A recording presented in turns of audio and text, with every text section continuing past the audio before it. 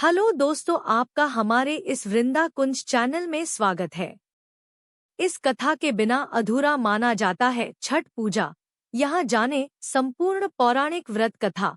छठ पूजा की कथा कार्तिक मास के शुक्ल पक्ष की चतुर्थी से शुरू होकर सप्तमी तक चलने वाला छठ महापर्व 25 से 28 अक्टूबर 2025 तक मनाया जाएगा। कहते हैं, जो भी श्रद्धा से छठी मैया की कथा सुनता है उसके जीवन में सुख शांति और समृद्धि आती है। हिंदू धर्म में छठ पूजा का विशेष महत्व है। छठ पूजा का महापर्व भारतीय संस्कृति का अत्यंत पवित्र और आस्था से जुड़ा उत्सव माना जाता है। इस पर्व में सूर्य देव और छठी मैया की पूजा का विशेष विधान है। 4 दिनों तक चलने वाले इस अनुष्ठान की शुरुआत इस साल आज यानी 25 अक्टूबर 2025 को नहाय खाए से हो रही है और इसका समापन 28 अक्टूबर को उदयगामी सूर्य को अर्घ्य अर्पित करने के साथ होगा।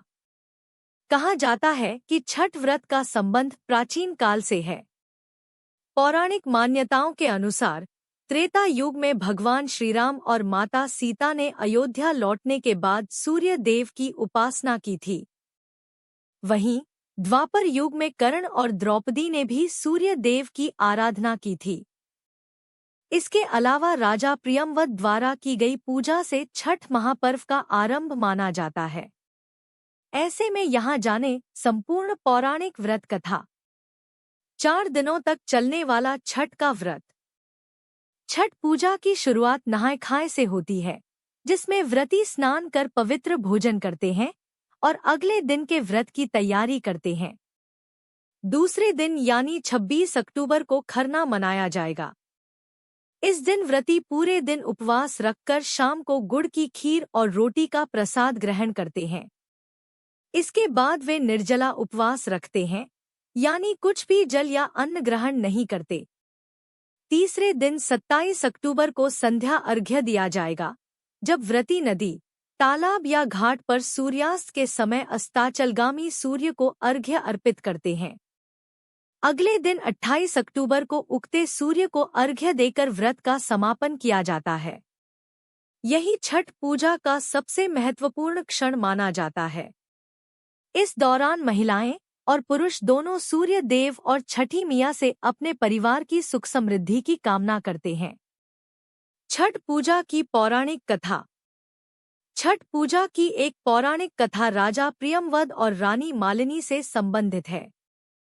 कहा जाता है कि राजा प्रियव्रत के कोई संतान नहीं थी, जिससे वे बहुत दुखी थे।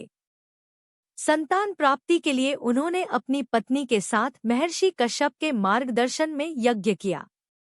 यज्ञ के बाद रानी ने खीर का प्रसाद ग्रहण किया और गर्भवती हुई, लेकिन दुर्भाग्यवश एक मृत पुत्र को जन्म दिया। इस दुख से व्याकुल होकर राजा प्रियव्रत ने अपने जीवन का अंत करने का निश्चय किया।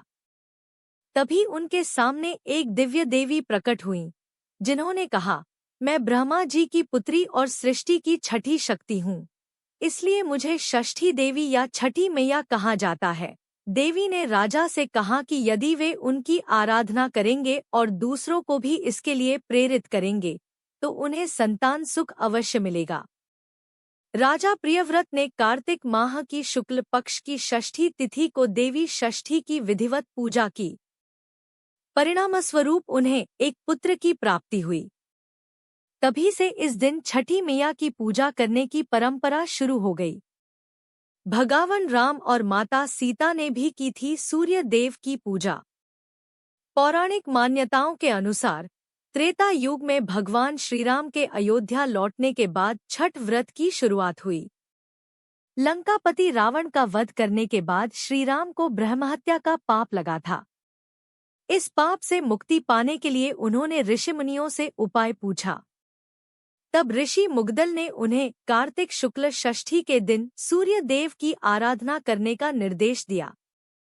श्रीराम और माता सीता ने 6 दिनों तक मुग्दल ऋषि के आश्रम में रहकर विधि विधान से सूर्य देव की पूजा की। तभी से यह परंपरा लोक आस्था में छठ पर्व के रूप में मनाई जाने लगी। द्रौपदी ने रखा था छठ का व्रत। द्वापर युग में भी छठ व्रत का विशेष महत्व रहा है।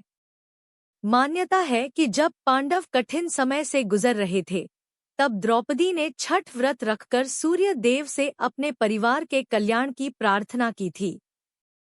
उनकी भक्ति और श्रद्धा से प्रसन्न होकर सूर्य देव ने पांडवों को शक्ति और समृद्धि का आशीर्वाद दिया।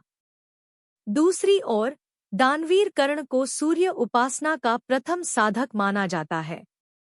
वह प्रतिदिन प्रातःकाल नदी में स्नान कर सूर्य देव को अर्घ्य अर्पित करते थे। उनकी इस दिनचर्या से ही सूर्य पूजा की परंपरा स्थापित हुई, जो आज भी छठ पर्व के रूप में श्रद्धा से निभाई जाती है। अगर आपको यह वीडियो पसंद आया हो तो लाइक, कमेंट एंड सब्सक्राइब करें।